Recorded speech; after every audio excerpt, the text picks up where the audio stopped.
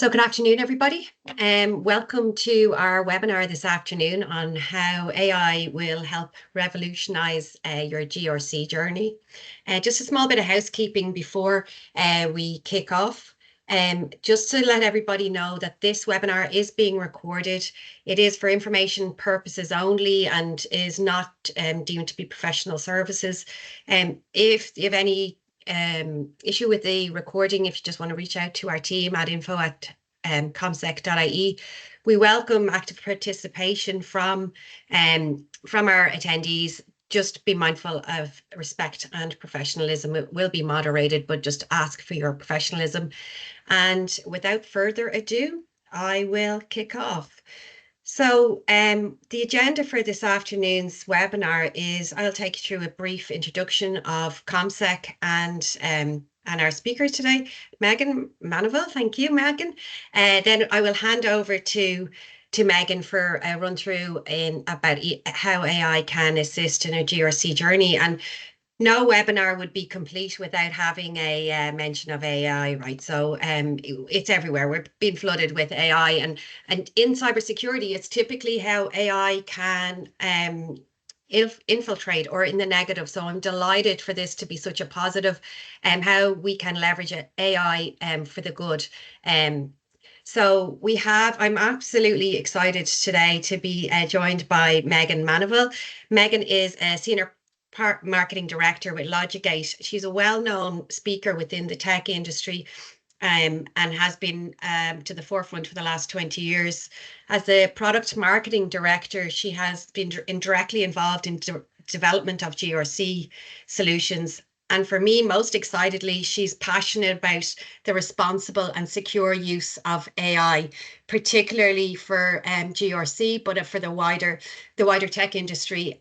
So much so that she's been involved in development and presenting AI governance courses, both through ISACA and LinkedIn Learning. For those of you who don't know me, my name is Caoimhín Goulding. I'm an account director here at ComSec. I've been in the cybersecurity industry for probably the same amount of time that Megan has, but over 20 years. And for the next couple of minutes, I will take you through an intro to ComSec. So for those who don't know ComSec, and we're delighted to be joined to so many new contacts here on our webinar this afternoon.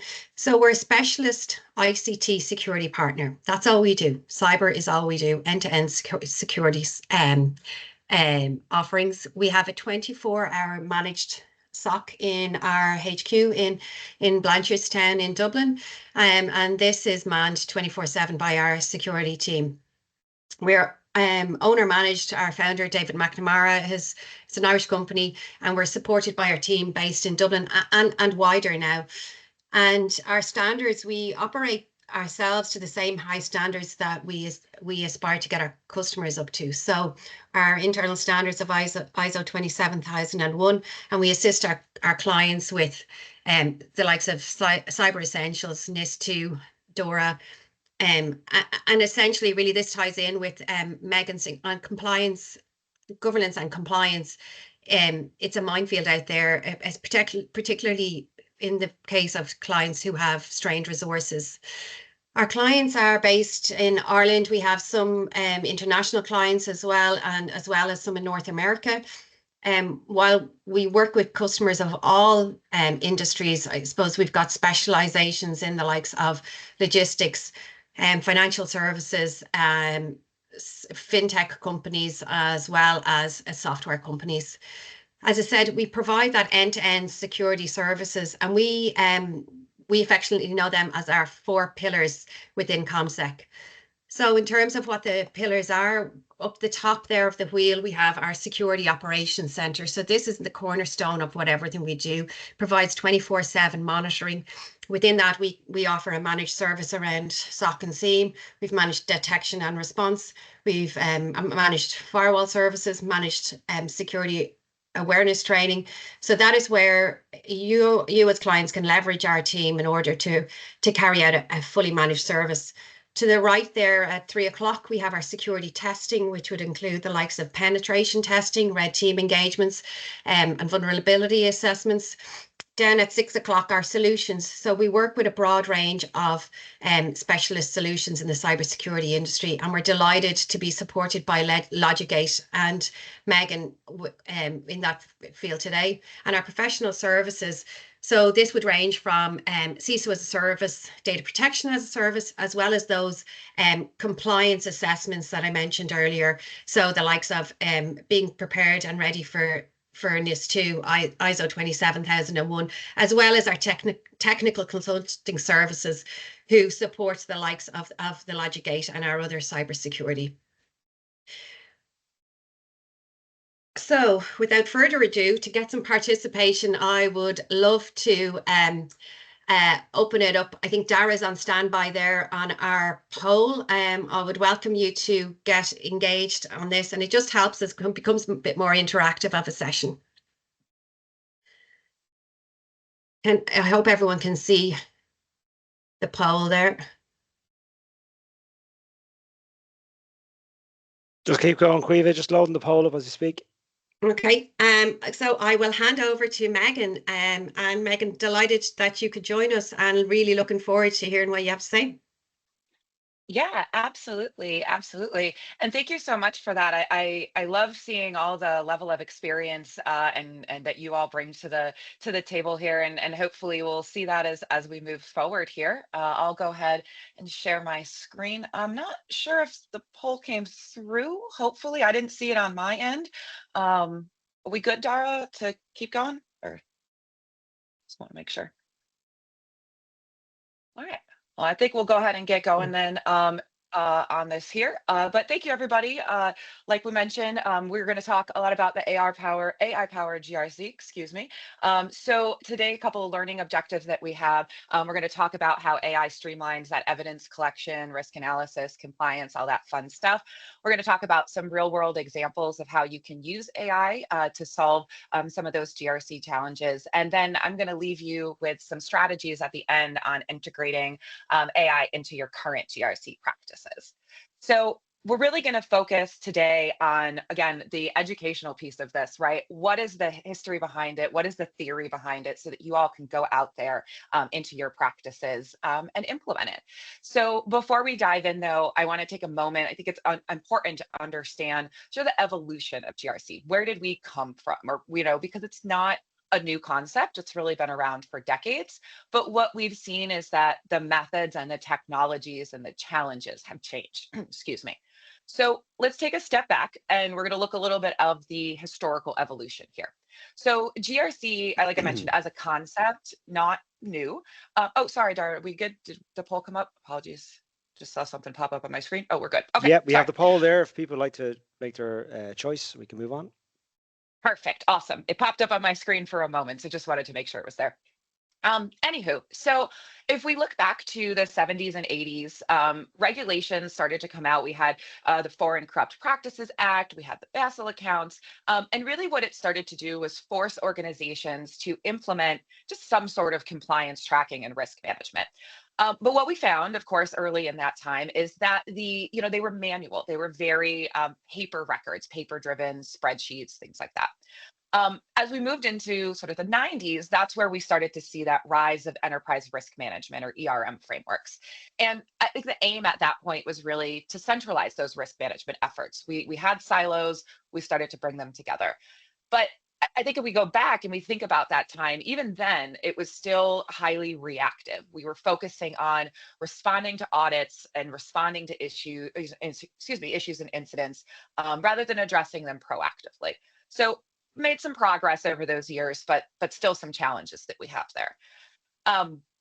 Fast forwarding to the 2000s, we started to see some major regulatory changes. So we saw Sarbanes-Oxley in the US, GDPR came out in Europe, and it really started pushing organizations to start modernizing their compliance. And then in 2008, for those of you in the US had a major financial crisis, right? And that just really started to up level the scrutiny and the regulations, and it just became this snowball effect. I actually think that a lot of us in compliance and GRC and risk management probably owe our careers a little bit to that time. I joke that Enron was sort of the nessus of that, and that crisis caused a lot of us to go into compliance and audit and risk management. And then as we moved into the 2010s, we started to see this digital transformation of GRC. So companies started to adopt these cloud-based GRC platforms to start to automate some of that compliance, to integrate some of that risk management. But again, we still had some challenges here a little bit with those fragmented programs, struggling to get that real-time visibility. And this is really where we can start to see AI come in and really start to change the game for GRC teams. So today, if we think about kind of traditional GRC approaches, really, I think they're not enough anymore, right? We're still struggling to keep up with them. I actually found an interesting statistic from Thomson Reuters that said that over 300 regulatory changes happen across industries per day. And I think that they're talking more about the individuals of making those changes, making those policy changes, updating controls. But when you think about that on a micro scale, even that sort of pace is very, very cumbersome. It can be overloading people. And really that tracking, especially if you're across jurisdictions or across industries, really almost becomes impossible. And then if we shift to thinking about the risk teams, not just, the teams not just being overwhelmed with regulatory, but the risk teams starting to get those increased cybersecurity threats, evolving privacy laws, now the rise of AI regulations, the EU AI Act and things like that. And the problem becomes that companies are still relying on siloed, sort of outdated compliance systems that don't communicate to IT or security or legal or some of those other areas. And so it becomes extremely difficult to manage risk when you can't see all of the risk. And that is really, I think, what's driving this major shift in GRC is that I think conceptually we all understand it's not a check the box activity, but it's difficult to make that jump to proactively managing the risk in real time. And like I said, that's really where AI is going to come in and make that massive impact across your processes. So that brings us to the future of GRC, which is obviously what we consider AI powered, artificial intelligence powered GRC. And as you can see here, I kind of called out some areas, but it's really transforming compliance and risk automation like end to end, right? We're looking at things like automating, those manual processes, compliance tracking, predicting risks before they occur, helping with decision making, bringing in that real-time insights. And so what we're starting to see is that instead of waiting for the audit or a compliance failure or an incident, AI can help organizations actually stay ahead by doing a lot of those things like continuous monitoring, looking for regulatory changes, looking for security threats. What are those emerging risks? And as a result, this AI powered GRC, it's not just faster and more efficient, which is great. Like, yeah, we all want faster and more efficient, but it actually shifts your organization from this reactive approach to a proactive risk management approach.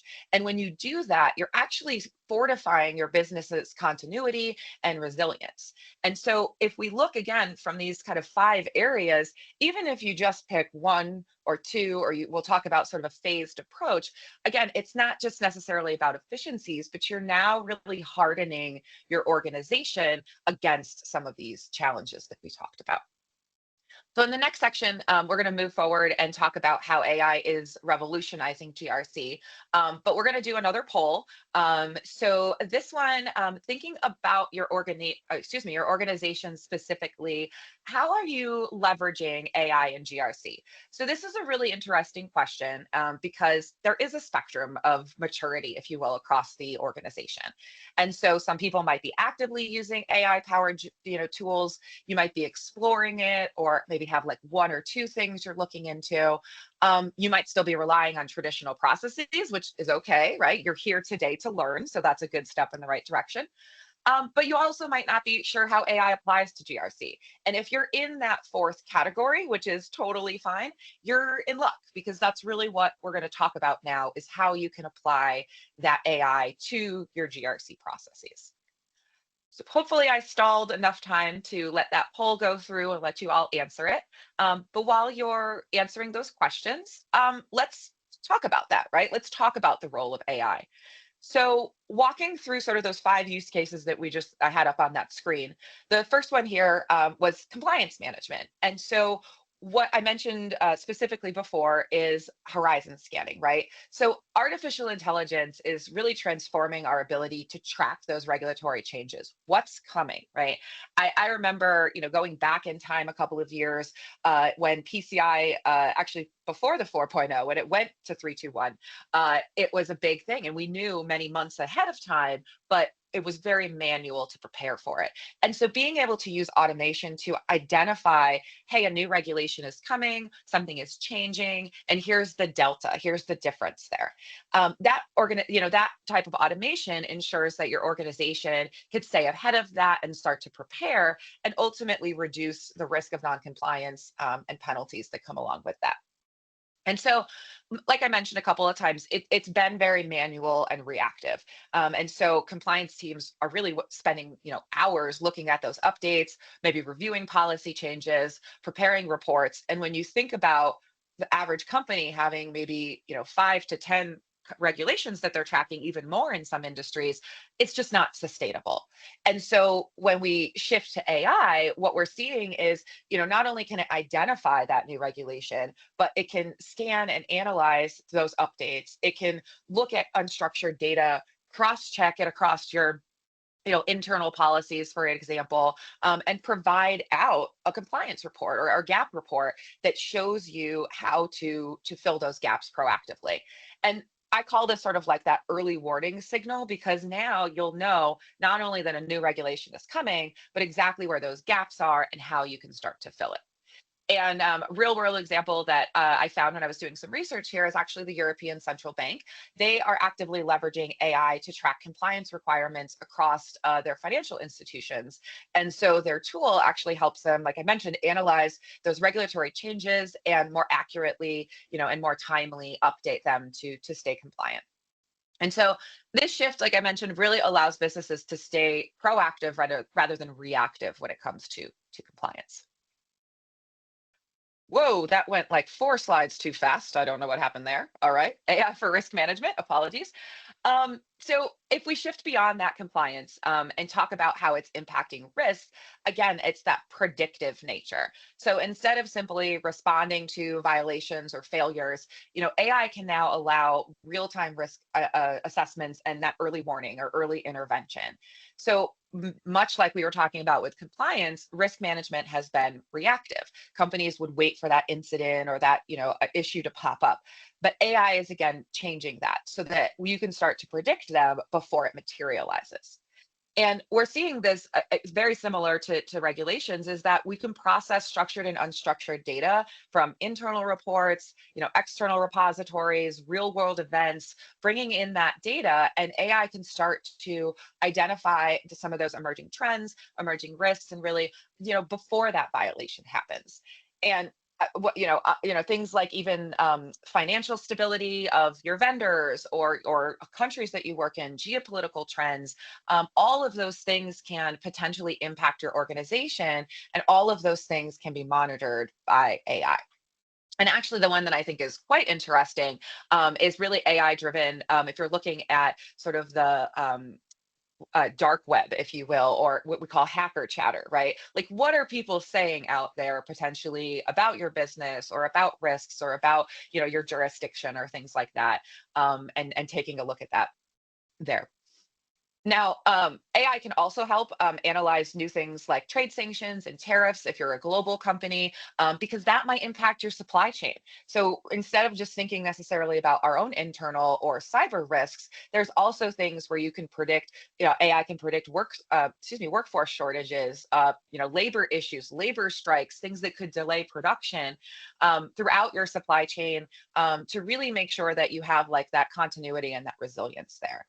And even, I have here workplace safety and operational risk there, looking at, sensor data for some of your equipment to predict mechanical failures. That may not seem like a GRC, thing on the surface, but if those sensors fail and your network goes down, or something happens operationally, it could cause a business disruption.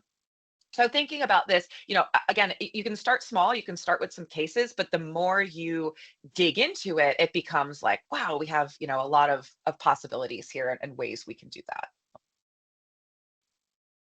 All right, so I do want to focus on decision making for a moment, because I did talk a little bit about, predictive analytics and identifying trends and things like that. But AI can also be used for decision making, and I think a lot of us can probably agree with that. Even going back to, I kind of think of like the Excel days where you can do if-then statements, and that's sort of what decision making is in AI. You have data and you're asking a question, for lack of a better word. It's going to query that data and give you an answer. And where that becomes handy is, a lot of organizations are still relying on that manual data analysis, maybe even outdated models. And my favorite, people kind of use their gut instinct when you're, doing these strategic decisions. But using AI to leverage that, parse that data and make that decision is, again, going to make it faster and more efficient, but also, a lot more reliable and accurate. And so what I mean, kind of looking at that slide we had previously about the risks, we talked a little bit about decentralized data as well.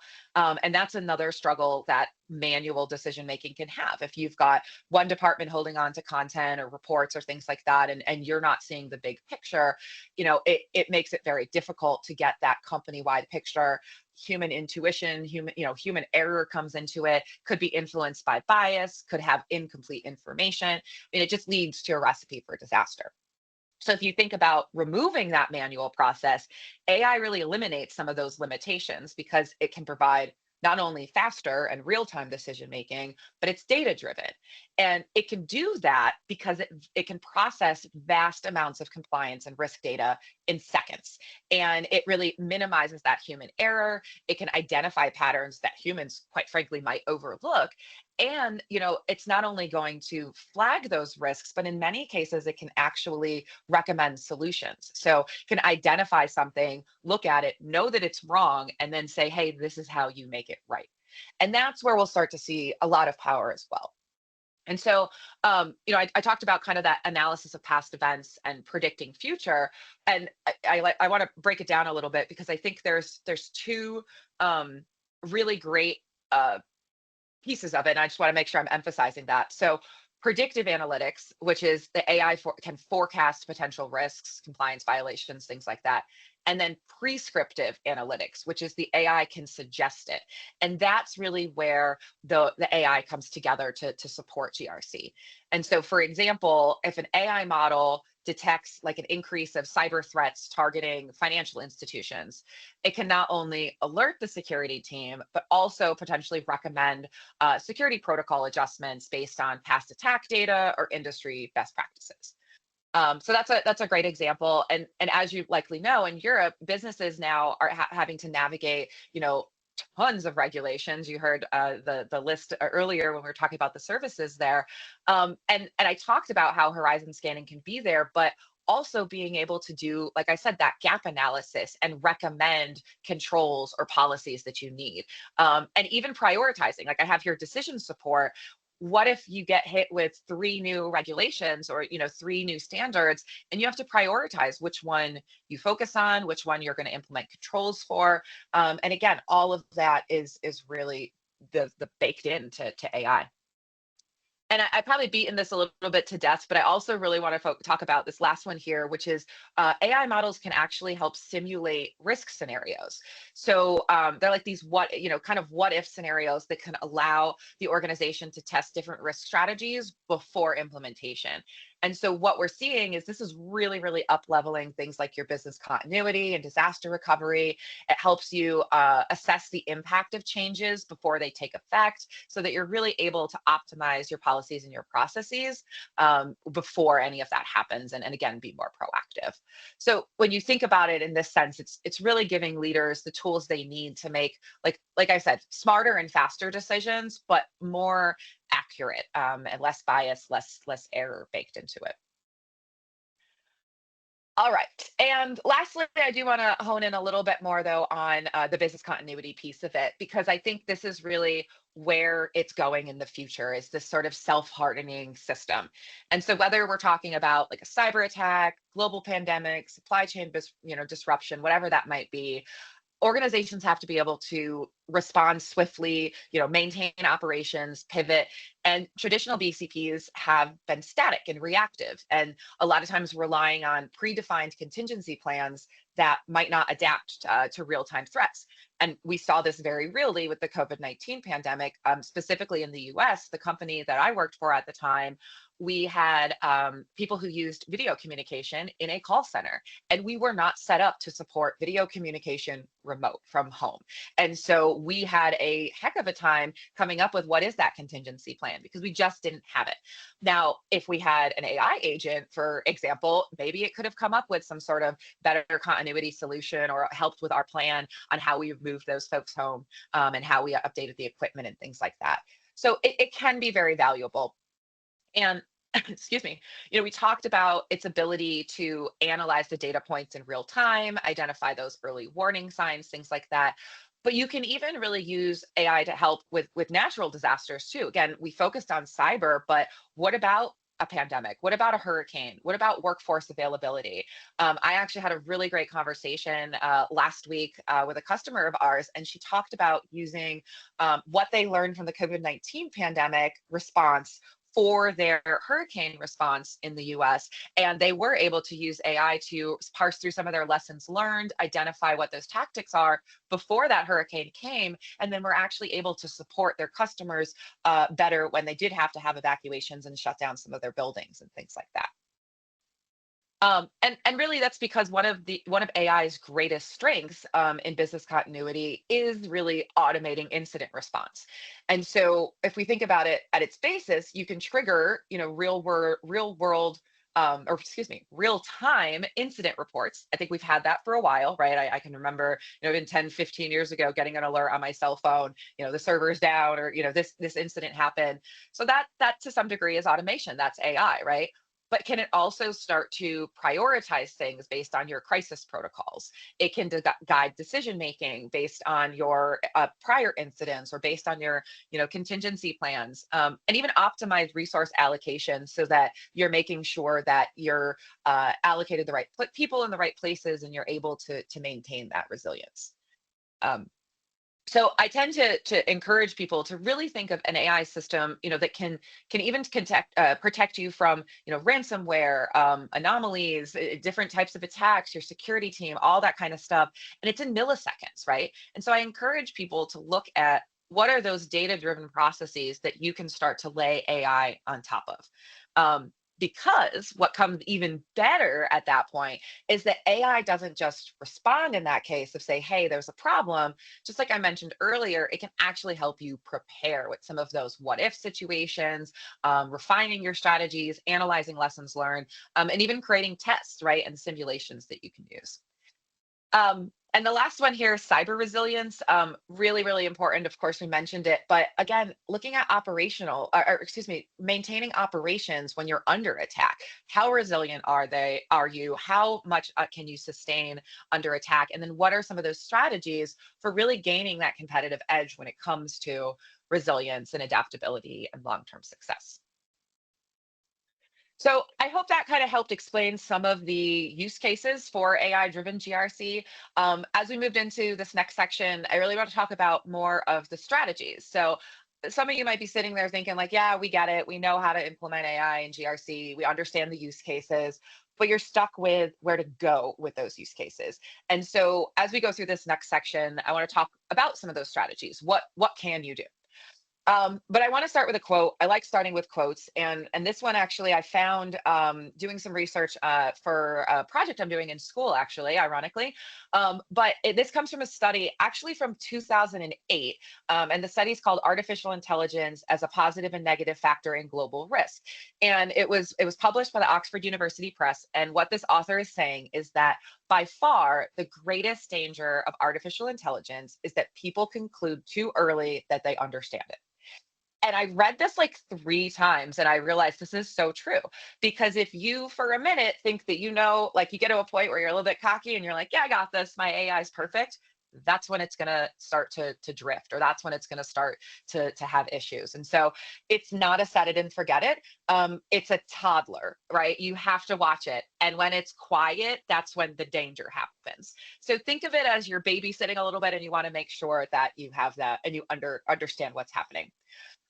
So let's go into this, right? So before we go any further, I want you to assume you know nothing about your AI system. So as we walk through these next steps, think about some process or some AI that you might want to use, but assume you know nothing about it. So we're going to start at the beginning here. So to successfully integrate AI into your GRC processes, or really any processes, you have to take a structured approach. It's not just about adopting AI tools or AI processes. You have to make it scalable, excuse me. And that means preparing your organization, governance structure, preparing your workforce, compliance policies. It's a transformation. So when we talk about AI, it's not just installing another tool. It's fundamentally transforming your tech ecosystem and your processes and your business as a whole. And so these first couple steps I want to talk about are really just preparing yourself.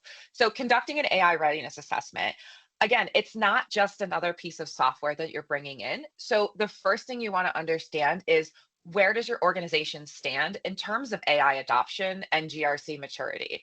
If you're just starting out and you still have fairly manual GRC processes, you're not going to be able to just jump in and be like, we're automating our incident response and our BCP right away, right? You have to have some processes in place first. So that's the first step. But then also, how open is your organization to AI? Some companies are very risk averse and they don't want to even go down that path. Some companies are like, yes, all in AI, we need it, we love it, let's go. So that's the first step, is really understanding that. And the next thing you want to do is really tie it to a goal. I don't have that actually specifically spelled out here, but when I talk about available AI capabilities, I mean what's available to help you meet your goal. So what gaps are you missing? And let's use kind of a basic example. Most companies are trying to get sales. You're trying to make money, right? So if we're thinking about that as a company, how can AI support making money? That's our company goal. If you want to bring it down to a department level, maybe you have some KPIs or that you're trying to hit in terms of audit response time or number of findings or things like that. So what are your goals that you're looking for, and then what capabilities are missing that you can fill with AI? And one thing, what we're starting to see with this, and I mentioned it earlier, is financial institutions are now, I don't think it's new to look at model risk, but they're using AI to start to risk rate some of those maturity models and determine, how well prepared they are to support it. And so looking at those gaps, looking at how well prepared you are, and taking that of like, all right, we're going to take this one use case of, model risk management, but now we're going to add what's missing. Oh, it's timing. Maybe we need more help with decision making, maybe, whatever that looks like. And unfortunately, I can't answer those questions for you. This is a very personalized, unique experience for your organization. And that's, that first step you're going to have to take. Depending on the size of your organization, this could be, it should be a team effort. It could be multiple people who are going to start to do this assessment. But as you move through here, you're going to start to engage more and more stakeholders. Now, the second piece here is where you're going to want to start to develop that governance structure. And I'm going to say you're starting to develop, because it's never a set it and forget it. As you move through your AI journey, you're going to keep refining it. You're going to keep making changes to it. But you have to start somewhere. So start by defining how you want to use AI. So again, it's not all or nothing. It's not let's throw everything at it. It has to be use case by use case. And some organizations might feel more risk averse or less risk averse when it comes to it. So what is your policy? Do you allow AI? Do you allow certain types of AI? Do you only allow AI if it goes through an assessment, right? Those are the types of questions, again, I can't answer for you. Those are the things you have to come to the table with and have those discussions with your stakeholders. And then the other piece of that is what's the oversight, right? Who's doing what? What are the roles? What are the responsibilities? A lot of companies are creating AI committees or AI ethics committees, oversight boards to really assure that accountability. So that's where I say, like, the first step when you're doing that readiness, you're probably going to have to bring in some stakeholders to get a better understanding of it. This second step, that's where you really start to bring everybody to the table, have those discussions, figure out who's responsible for what, and make sure that you're not excluding any departments or any key stakeholders there, so that you have that holistic approach.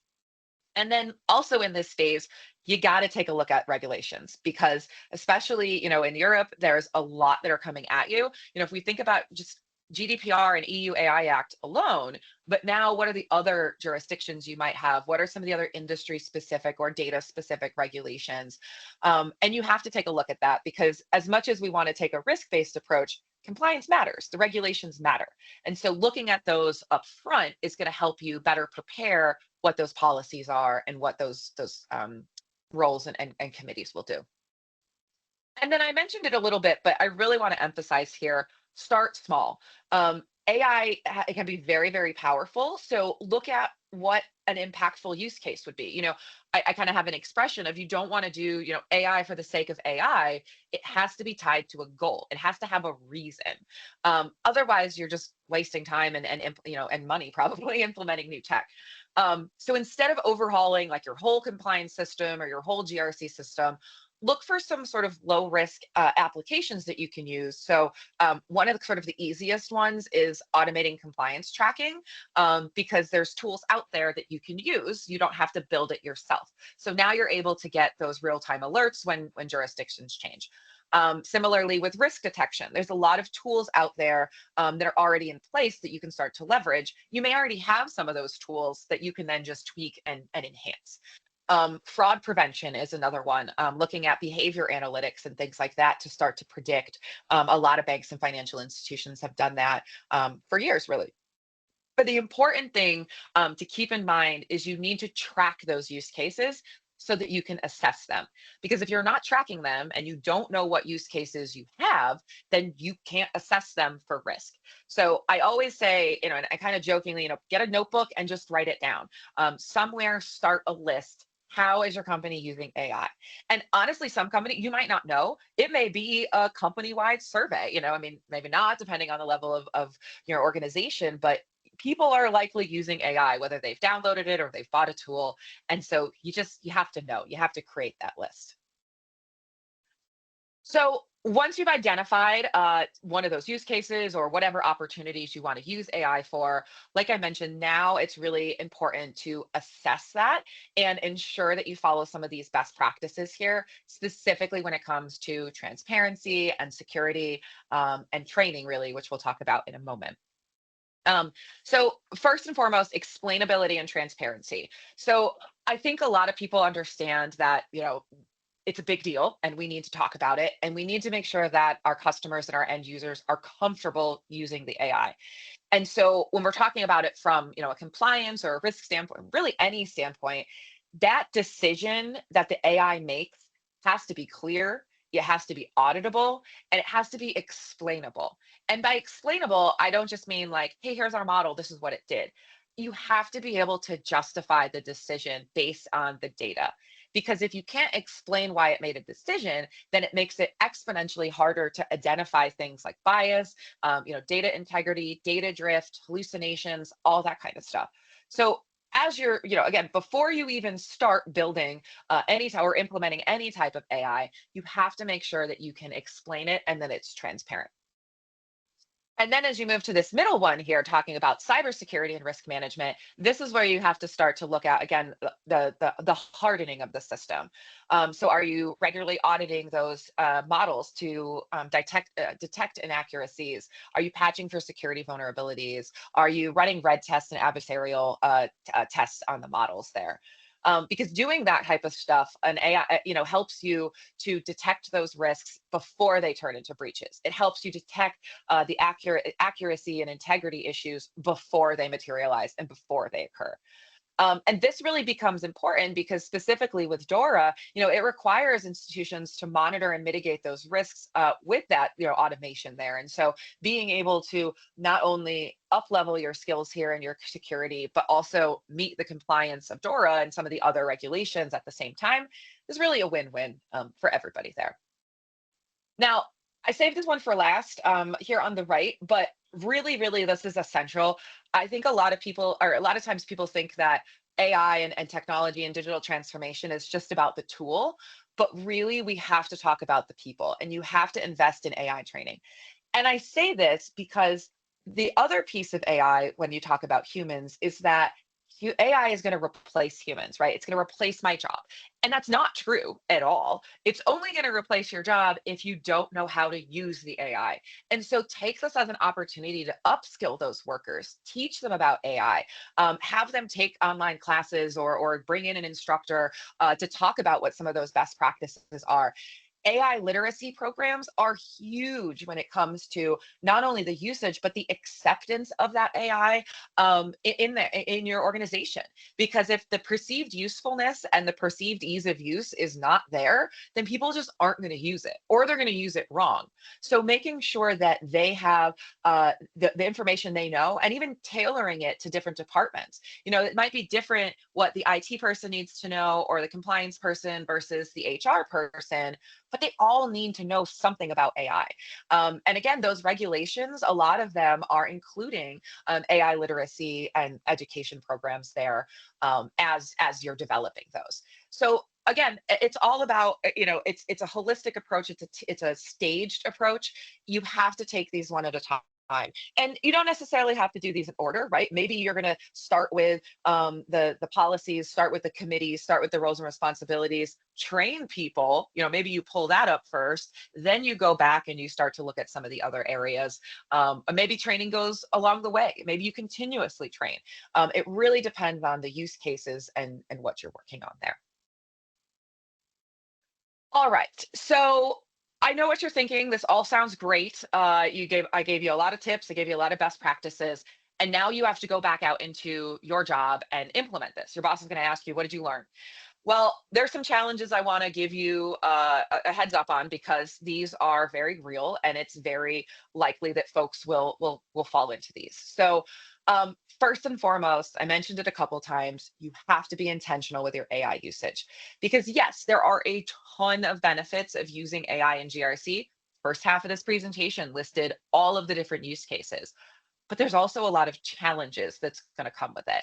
And being smart with your use cases is the best thing you can do to overcome some of those challenges.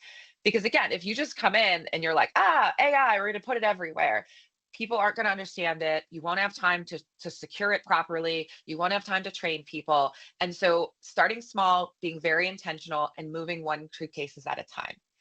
The other piece of that, though, is how do you measure the success of that AI? So again, we don't want to do AI for the sake of AI. What is it doing for you? Is it reducing your sales cycle? Okay, then how do you know it's working? Well, we've reduced our sales cycle by 10% month over month. Great.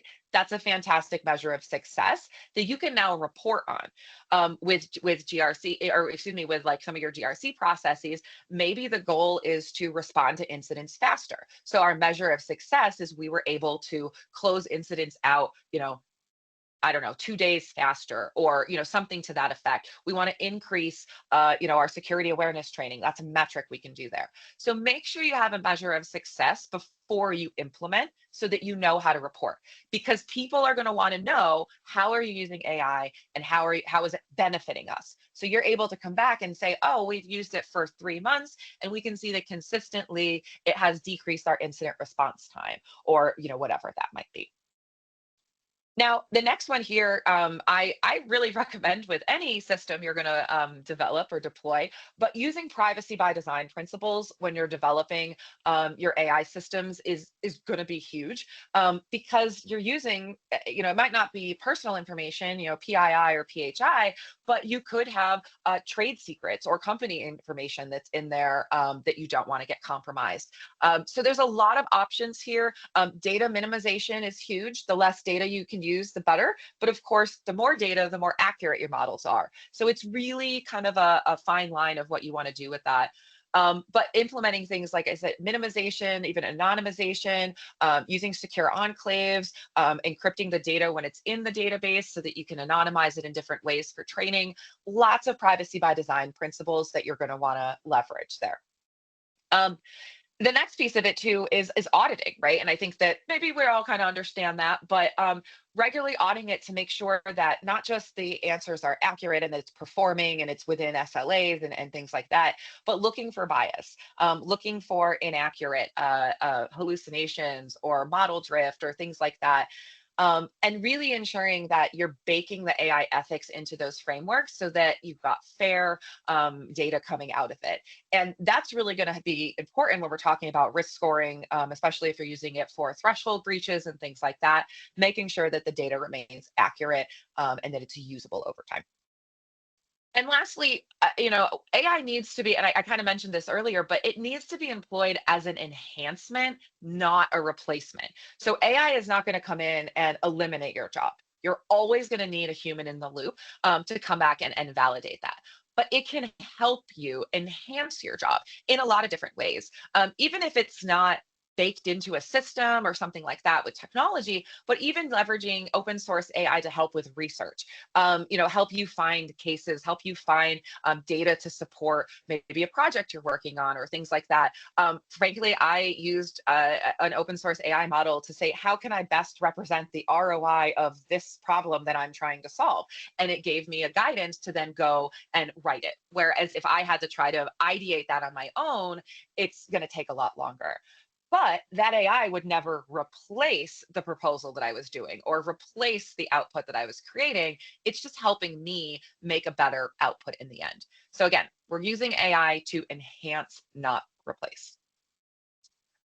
All right, so a couple of things then. As I mentioned, obviously, AI-driven technology and specifically AI GRC is evolving rapidly.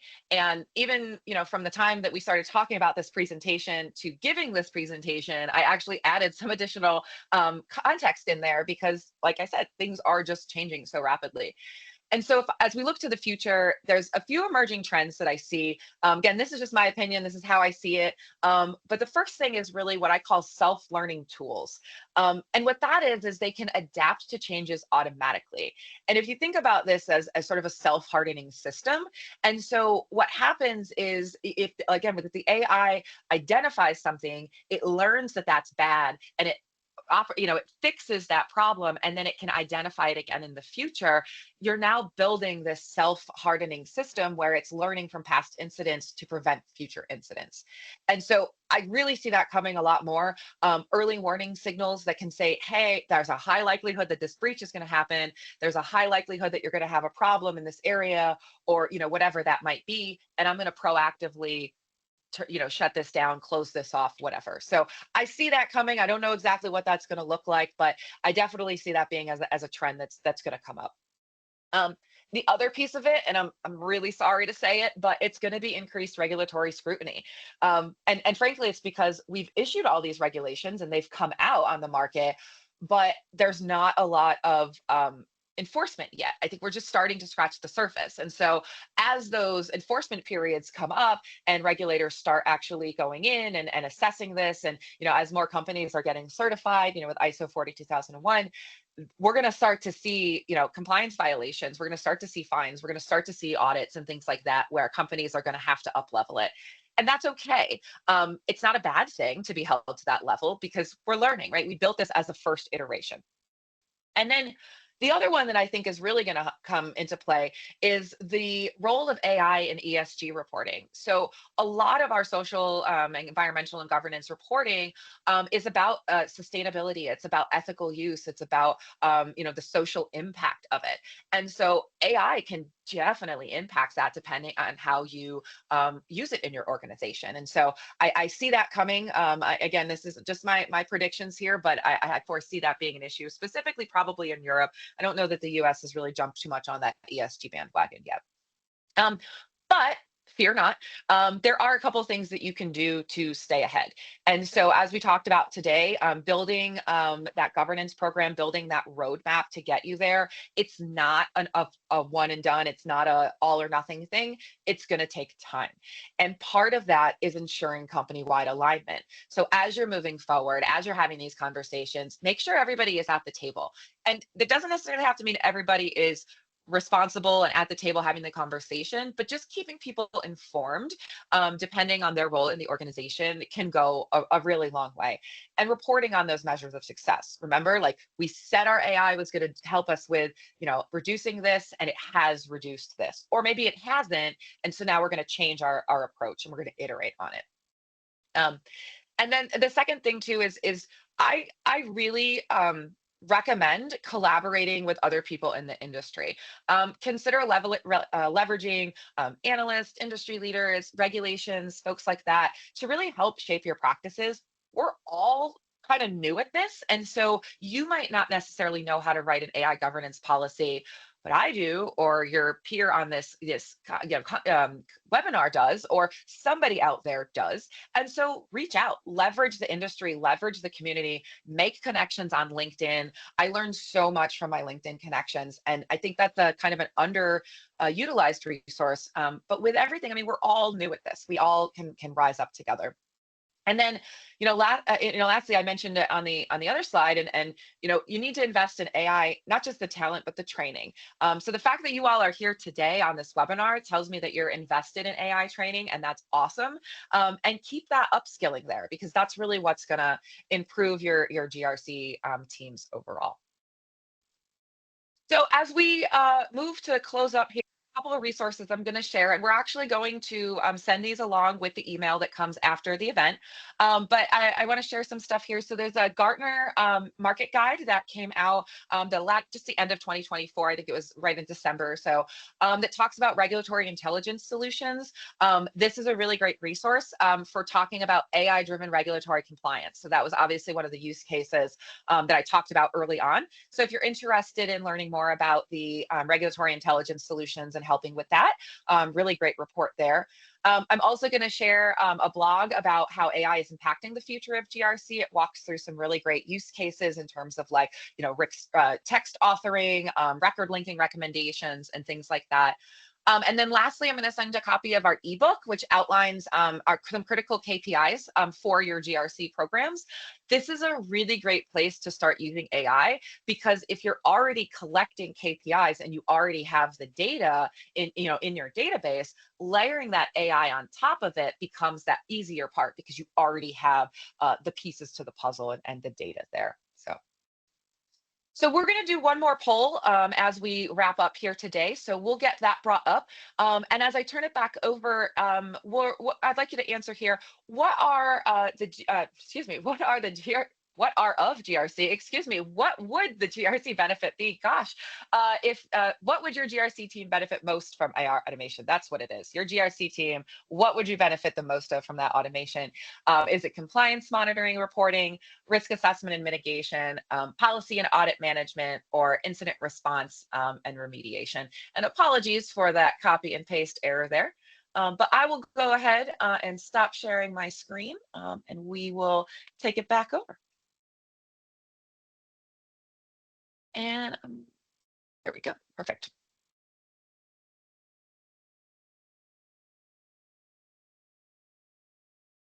All right. And Oh, yep, there's a poll. Perfect. And did we have any questions that came in the chat? I couldn't see where as I was sharing. Does not. Oh, Thanks, you're on Megan. mute. We had a couple come in Okay. there from email, so I can. There's a couple that came in the chat there, so I just need to Oh, publish perfect. some of these. Yeah, absolutely. Oh, there's my cue.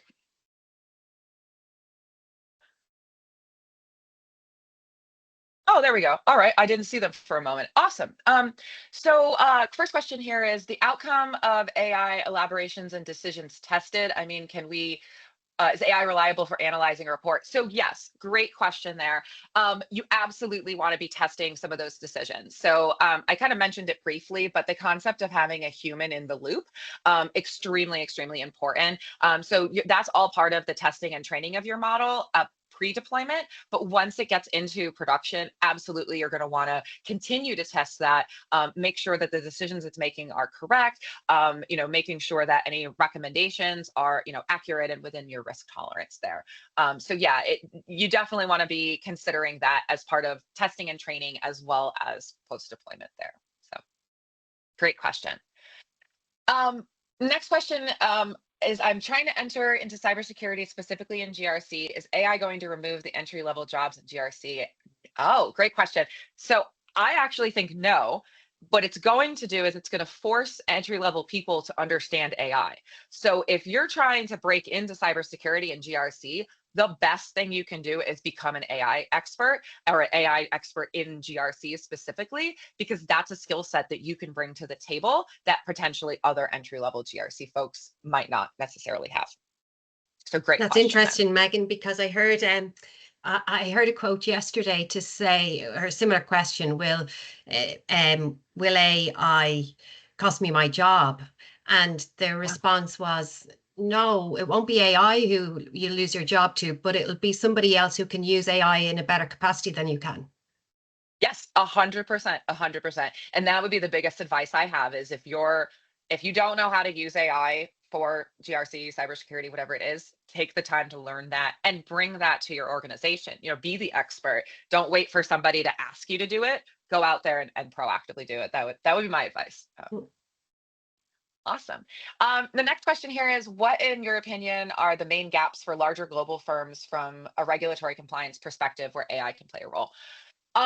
It's a little bit, I would say, industry specific or even potentially jurisdiction specific. So if you're a global firm and you've got, let's say just hypothetically like US, UK, some other, European and maybe some often like the Middle East, right? That could be 4 to 5 different just in those regions. Then you add on industries. And so I think it's the volume of regulations. So what I would say is if you're a larger firm, especially a global firm, using AI for like horizon scanning, being able to identify when new regulations are coming, that's first and foremost. If you can get that trigger, that automation in place, now and you're learning about it and you're great. The next piece of that is being able to automate a gap analysis. So if your company already has a common control set or you're already complying with, ISO or something like that, being able to look at your controls and conduct that gap analysis against it. But the first step is you're going to have to be able to get, get the data in first so that when it's coming. So. It looks like there was a question that came in as well from email. It says, how does LogicGate's AI-powered platform improve audit readiness? That's a great question. So we have a couple of features that we use AI for. In terms of audit readiness, we can use it to draft. There's an authoring assistant, so you can use it to draft policies, control language, test plans, evidence requests, even email requests, things like that, so that you're making sure that you're asking for the right stuff. But also using what's unique about LogicGate, and not to get too technical, but our system runs on a graph database. So anything you enter into the system is available in that data pool. So our AI can query all of that data. So if we're talking about audit readiness, and let's say you get an audit request or you're going to have an audit coming up, what they're going to ask for, you can actually query your existing data and say, hey, find me, do I already have this evidence collected somewhere? Has it already been tested? Does it need to be reassessed and things like that? So really kind of looking at it both from an authoring side, where it can help you be a better communicator, but then also help you reduce work by identifying records that might already be there or evidence that might already be there. Awesome. I think that was all the questions. Yeah. Yeah, I think so. Look, Megan, thanks again. In terms of the next step, so we will follow up with an email and webinar recording for those who couldn't make it live. We will include the links that Megan mentioned there earlier. We'll also include a post-webinar survey, and we really encourage you to help us out here and respond to that. The purpose of today was, as I said, to give a really a informational walkthrough and to touch on some of the insights that Megan has. We didn't go into any detail on the LogicGate platform and how they can assist you in your GRC journey. But if that's something that of interest or you want to learn more, please get in touch for a demo. And without further ado, Megan, thank you so much. I really, really enjoyed that, and I hope everyone else did too. Yeah, happy to be here. Thanks, everyone. Have a great day. Thank you.